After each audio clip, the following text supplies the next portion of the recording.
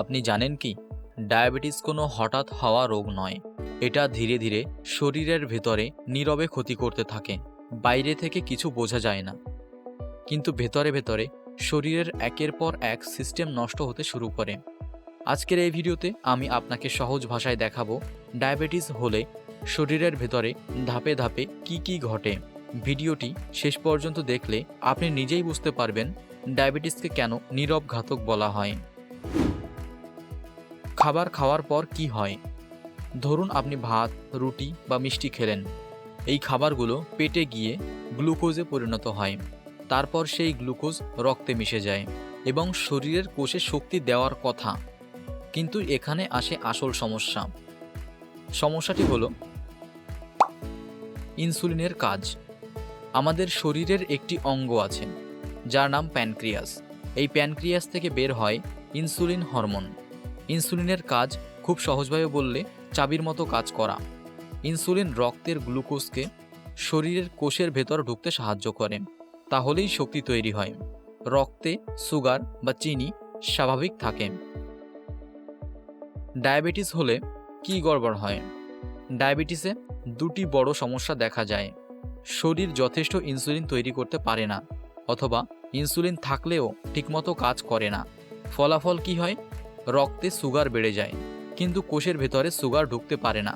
মানে রক্তে সুগার বেশি কিন্তু শরীর শক্তিহীন। এই কারণেই ডায়াবেটিসে মানুষ দুর্বল বোধ করে, ক্লান্ত বোধ করে এবং বারবার তেষ্টা পায়। রক্তে সুগার বেশি থাকলে কি ক্ষতি হয়? এখন আসা যাক সবচেয়ে গুরুত্বপূর্ণ অংশে।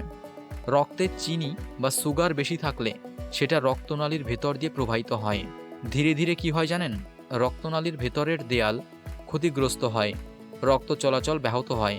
এর প্রভাব পড়ে চোখে, পায়ে, হৃৎপিণ্ডে, মস্তিষ্কে এবং কিডনিতে।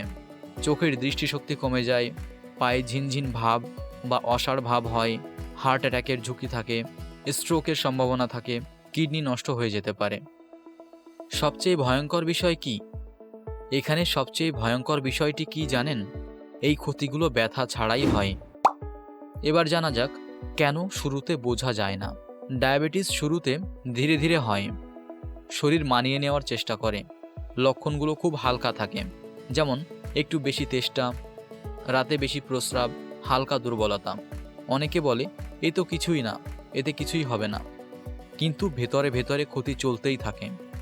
টাইপ 1 এবং টাইপ 2 সুগার, সংক্ষেপে বললে টাইপ 1 ডায়াবেটিস। শরীর প্রায় ইনসুলিন তৈরি করতেই পারে না। টাইপ 2 ডায়াবেটিস, ইনসুলিন থাকে কিন্তু কাজ করে না। এটাই সবচেয়ে বেশি দেখা যায়। আপনি যদি ডায়াবেটিস বা সুগার সম্বন্ধে আরও জানতে চান, তাহলে ওপরের আই বাটনে ক্লিক করে বিস্তারিত জানতে পারেন। ডায়াবেটিস মানে শুধু সুগার বেড়ে যাওয়া নয়, এটা পুরো শরীরের সমস্যা। সময় মতো জানলে, জীবনযাপন বদলালে নিয়ন্ত্রণে রাখা সম্ভব হয়, কিন্তু যদি অবহেলা করেন তাহলে এর ক্ষয়ক্ষতি হতে পারে চিরস্থায়ী। যদি ভিডিওটি ভালো লাগে, লাইক, কমেন্ট এবং শেয়ার করতে ভুলবেন না। আর এমন আরও তথ্যপূর্ণ ভিডিওর জন্য চ্যানেলটি সাবস্ক্রাইব করুন। ধন্যবাদ।